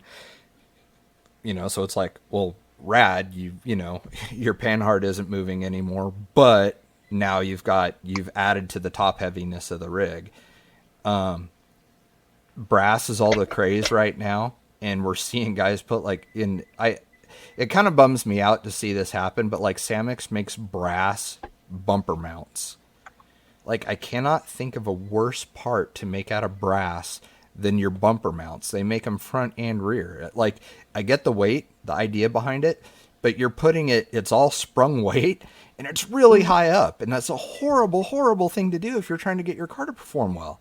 It's not going to keep you anchored down to the ground like you think it is, because it's brass, and brass is magical, and it fixes everything nowadays. You know, the flip side is you've got this top heavy rig now. And so you're, you know, cranking down your preload to make up for the lack of ride height, you know, because now the brass is heavy and your rig's squatting down more now because you've got all that weight that's sprung. And so your shock springs are taking up that extra weight. So now you're cranking them down, and now your suspension's doing funny things and not what you want it to do. So, I mean, there's a downside to every single thing you do. And I wanted to try and not talk about our kit just because, but one of the things that Trav and I did with the EPX kit is there's a lot of guys out there that have big, ugly metal laser cut steel shock tabs that they're putting on these things. We did ours out of carbon fiber, and each tab only weighs 1 gram. So this is a performance kit. It's made to, you know, make these cars work really, really well. And yeah, we could have gone with metal, and it probably would have been cheaper to just have some stamped steel or, you know, laser cut steel and have those for shock tabs. But when you really start thinking about performance gains and you understand the fact that, you know, it's a give and take situation with any modification that you do to these cars, one of the ways to keep that weight down low is make them out of carbon fiber. And like, I don't know if you know what how much a gram weighs, but it is nothing. Like, these things are feather lightweight. And we chose to make the link tabs for our link risers that are on these. We went with billet aluminum because, number one, we needed to have a step so that we don't lose that lateral geometry. Because if you throw the laser cut steel link tabs on them, you've now moved your you've now moved your upper links outward more than where they were from the factory position. And there's a reason why they were there from the factory, and that's because the thing works better that way. It's, you don't have any weird binding issues and stuff like that. So our tabs maintain that same vertical plane as where they bolted on stock. So we didn't change that. We made them out of aluminum versus steel because these are bigger, they're more robust. Can't make them out of steel because we don't get that offset now, and they're going to be heavier. So there's a lot of thought that goes into the way these things are designed. Like, I mean, I know the amount of hours Travis put into this kit, and listening to Adam talk about his SCX 10.3 and like the fact that the oil pan is even notched for the pan hard and stuff, like I cannot I can't even imagine the amount of hours that went into drawing the SCX 10.3. I mean, it was probably a year or more process, I bet. I mean, yeah, I mean, like when, because I've spent some time watching Travis work in like SolidWorks and stuff like that. We do TeamViewer, and it's really good because we kind of just do like a teleconference and we put our phones on,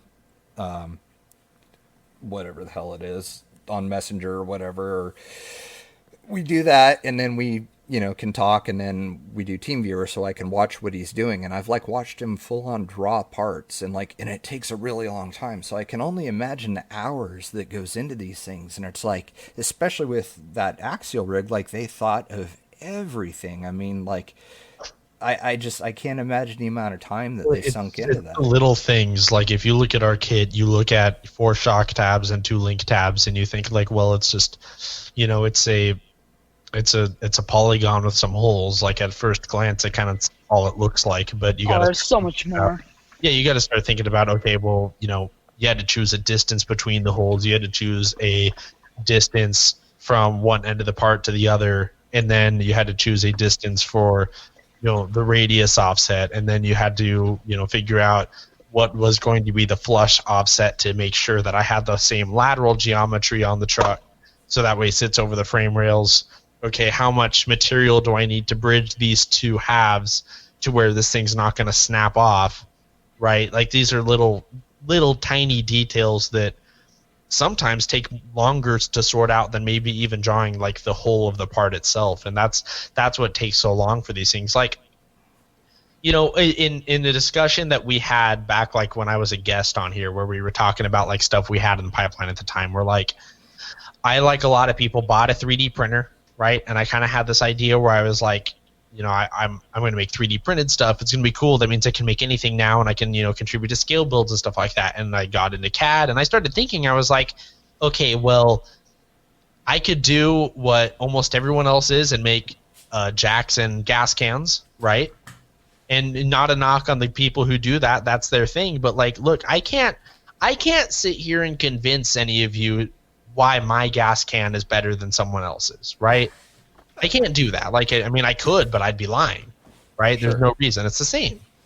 Or I can, take something like this, take my sweet time on it, something, even those tiny little parts. I mean, that was close to 6 months of development time.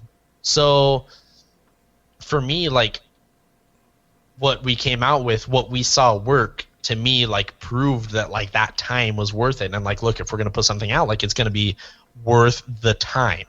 Because it takes a long time. I mean, Elliot's getting his feet wet in this thing, and he knows. There's people who listen to this podcast that might even do this as a day job, and they know. So it's a really tricky thing. Like, it's something you kind of have to have ultimate patience for. And so you have to start thinking about, where you can have those same compromises, but it's the same thing. Why did I do the tabs out of carbon fiber and not steel or aluminum, right?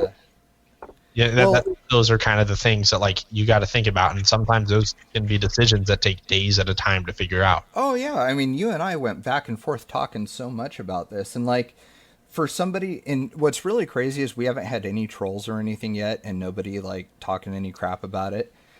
When you look at the shock tabs at first, your first impression is, well, there's only 5 holes. Like you look at like a Samix or one of these other brands of their shock towers, it's this big piece of aluminum that has 10 different mounting holes on it, right? And that's all more material and more weight that you're going to have. So the reason why we went with carbon fiber and there's only 5 holes Well, the shape that we have of these, like they're kind of a teardrop shape almost. The shape of them, we were able to keep these small and not have a lot of mass by making it to where you can just flip them upside down, and now you've gained more holes in a different spot with them being offset like this. So you've got a part that weighs 1 gram made out of carbon fiber. There's not a lot of material there when you look at it, but you've actually got the same mounting choices as what you would have over an aluminum one that has all that mass and that weight up high. And so there's like lots of little details that go into this stuff, and that's why it doesn't happen overnight. And that's why the engineers at Axial and at Team Associated spend hours and hours and hours. And it's like, I have a great appreciation for that, because we had to do the same thing too. We had to do testing and stuff. And one of the cool things about 3D printing is we were able to prototype the entire kit, 3D printed, drive it, see how it did, versus paying for machine setup and material and everything else. I mean, back in the day before 3D printers, we would have had to have finished products machined and made for us just to test, just to try and bolt up. This, if we had to do that for this it would have been thousands. I don't know if it would have been thousands, because this was like something I was looking into, but it at least would have been double what we did invest into it. Yeah, because I mean that's just it. Like, we would have had to have aluminum machined shock tabs just for proof of concept, you know? Exactly. And being able to do it with a 3D printer is like, it's huge. And that's one thing that's so excited for me about Elliot getting one, is now he can go through that whole process. If he has one of those like light bulb moments where, oh, hey, we should do this, he can get proof of concept for relatively low cost versus what you would have to have done back in the old days. I mean, our APX kit would have been very, very expensive. But, you know, like, with going this route, it was faster. We weren't on somebody else's timeline for turnaround at the machine shop and stuff. And, you know, we tried to think of everything, you know, and that, the whole reason I'm even carrying on about this and talking a little bit longer than I should is the fact that, circling back to not trying to outsmart the engineers that build this stuff, you know, look for ways you can improve it, but don't try and reinvent the wheel. And that's something that we decided to do. You know, we took existing ideas and stuff like that and worked out ways to make them better. For example, the shock tabs, with being able to flip them to get more mounting holes. You know, if you flip them upside down from where I have them mounted up on my truck right now, you can actually get an even lower ride height if you wanted to. So there's lots of things that, you know, people think of and stuff like this. And it's not always good to just run out and buy, you know, the first metal parts, you know, and just get everything, you know, metal right off the bat, and it's not going to break and stuff, because you're going to have some issues down the road. Yeah. My microphone's falling off. I'm having to reclamp it. Sorry. Can I circle back to an earlier topic? Sure. Remember when you said that most people opt for those aluminum shock towers? I just remembered Associated makes hard plastic ones, but you rarely see them. I think what it boils down to is people don't feel like it's an upgrade if you replace with more plastic. They want the metal one to feel like it's an upgrade. Right. So going along that same lines. So yeah, you know, our first experience, and yours too, Elliot, with their stuff was having the hard plastic available for the race cars. Okay. You know, right. And we do that as a tuning option, because you can have a hard plastic arm that's going to flex less than a softer plastic. So that was one of the reasons why we went with those. Now, Associated, what they've done is they've taken and looked at, you know, people complaining about, you know, the black plastic that comes on is too flexible and they don't like it. What they've done now is from their kits now forward, all of the plastic that comes on it is the hard plastic. It's black now instead of gray, just for aesthetic purposes, but they've listened to what everybody said, and now the cars come factory with the hard plastic, and they have a new harder plastic that is available now as an upgrade through them. So for me, you know, I wouldn't go and buy aluminum shock towers or anything. I'm going to buy the new associated ones that are even harder than the hard version that they had before. And so it's thinking like that, and okay, let's improve it. And people don't give the credit where it's due because it's saving weight. The reason why they offered a hard plastic to begin with on a crawler is you can go stiffer without going to aluminum, and it's going to save weight. So it's not a design flaw. It's not somebody being cheap because they put plastic on it. It's how it is. And one of the things that everybody complains about, well, not everybody, but a lot of people complain about, is there's a lot of chassis flex on this. Why is that bad? Like, why are people bothered by having chassis flex? Real cars have it. If you drive a truck off road and stuff, you can see the bed moving independently from the cab and having that torsional flex in the frame. So why is it bad on an RC car all of a sudden? Too rigid and it breaks. Well, but it's also, you want to have some engineered flex in there so that there's some give to it. You get into certain situations and you've maxed out your suspension, either maximum as far as like bottomed out or drooped down. You reach that point and you could be on terrain where your car's getting twisted up. If your chassis is too rigid, it's not going to conform to those imperfections in the ground and twist up and still maintain tire contact. You're going to start lifting wheels and things like that and not having contact with the ground anymore. So that's one of the things that, that's another myth, is that, chassis flex is bad. It's not. It's a good idea. And that's why I've never complained about it. It's not a bad thing. I haven't noticed that affecting the lines that I drive or anything I've done at all. I mean, is that even like something that's crossed your mind, Adam, with your cars? Have you ever even like given a shit about chassis flex? Not really, honestly. Mainly because I guess it doesn't really ever. I've never seen like an area where I'm like, okay, I'm on the trail, I'm flexing over this rock, and that chassis flex just totally, messed up my whole line. I've never seen it. Yes, I have seen where you take a hard tumble, and maybe if your chassis is not as rigid as it should be, it'll get tweaked, it'll get bent. You gotta like straighten it out. I've seen that happen, and I've had a couple chassis that have taken a tumble where they've kind of tweaked a smidge, not enough to worry about it, but it's never crossed my mind to say, oh yeah, I need to have this thing as rigid as possible. Yeah, I've never been out on the rocks and thought, man, I really wish my chassis was stiffer right now. I'd be able to get up that. You know what I mean? Like, it's like such a goofy, weird complaint. So I think that chassis flex being a bad thing, that is a myth debunked. I think that's a foolish thing to complain about, especially when you see it in the one-to-one world. They're engineered that way, Like, there's only a certain number of cross braces and stuff on a rig that, they're there so that there'll be some give. Otherwise, things are going to break or they're going to shear off. I mean, that's just how it is. I mean, it's not necessarily a bad thing. Yeah, exactly. I just wanted to touch on one final thing. Yeah. Just because I know we're getting kind of long. I know we're getting, super excited. God, we are. Yeah, sorry.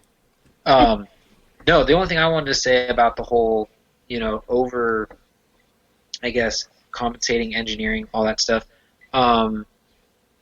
like we've always talked about with the OG SCX10, there was a lot of like you had to make it a performer. You had to move the battery. You had to do all this stuff because when it came in its, I guess you could say raw form, it wasn't, I guess, super adequate to what it could be, like what the cars are today. It wasn't up to that par.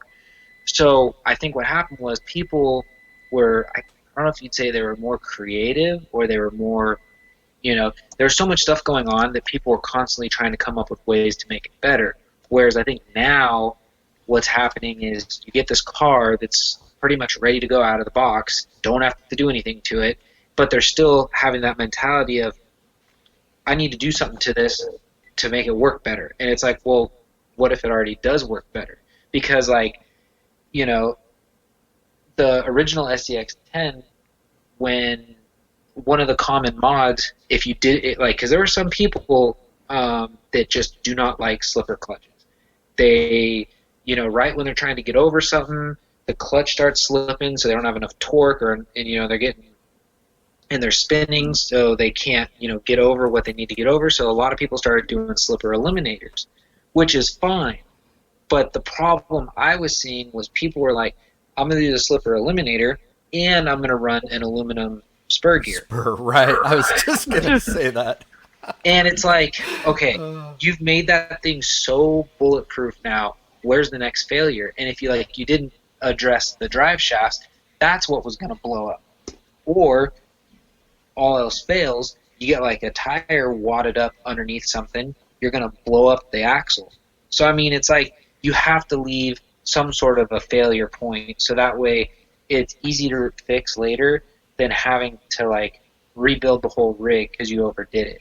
I mean, it's just something that, like, we see. So I think that's kind of like what's carried over to a sense. Like, people are always like, they want to improve, which, like I said, there's nothing wrong with wanting to improve, but I think it's some sort of, like, we kind of touched on validation.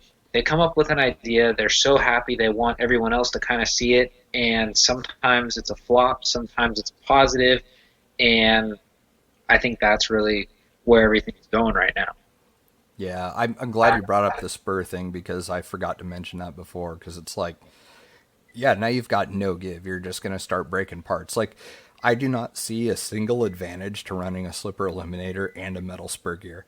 Like, all metal isn't a good thing. I would much rather end up having to replace a spur gear than, something more costly and vital. There was one last thing that I wanted to bring up, and then we can get going here. Sorry that this turned into a long one, everybody, but I see the term full droop all the time. I get that people want to have low ride height and stuff. I know why they're doing it. It's not the best option in every instance, but this is probably going to upset some people, but full droop, that's not even a thing. In the real world with automotive and motorcycles and stuff, full droop is when your shocks have reached their limit of down travel. That is droop. When your shock is bottomed out and your car is sitting on the bench or on the ground, when it's bottomed out like that and all you have now is down travel, that's not full droop, that's full bump. So when your suspension is bottomed out, you are on the bump stops, which is what real cars have.